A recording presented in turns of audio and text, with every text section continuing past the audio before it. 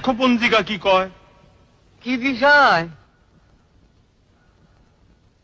আগামী 1 আশ্বিন যে উৎসবের দিন মূর্তি যদি সেই দিন উন্মোচন হয় তবে দেখো তার প্রশস্ত সময়। কার মূর্তি রাজন? কি শুনলে এতক্ষণ? এত আলোচনা আর কার মূর্তি সেটাই জানো না? জটিল গণনা, তাই অন্যের কথাবার্তা সব হয় না শোনা। মহারাজ, মূর্তি কার সেটা জানা দরকার। মূর্তি আমার। উন্মোচনের লগ্ন দাও দেখি বার করে। যদি আপনার হয় তাহলে লগ্ন আছে রাত্র দ্বীপ্রহর। মধ্যরাতে? শাস্ত্রের মধ্যে ক্ষতি নেই তাতে। ক্ষতি তো আমার। লোকে মূর্তি দেখতে এসে দেখবে অন্ধকার। হীরক রাজের কাছে যদি ধরা হয় সরা, তবে রাত হবে দিন। এর এমন কি কঠিন?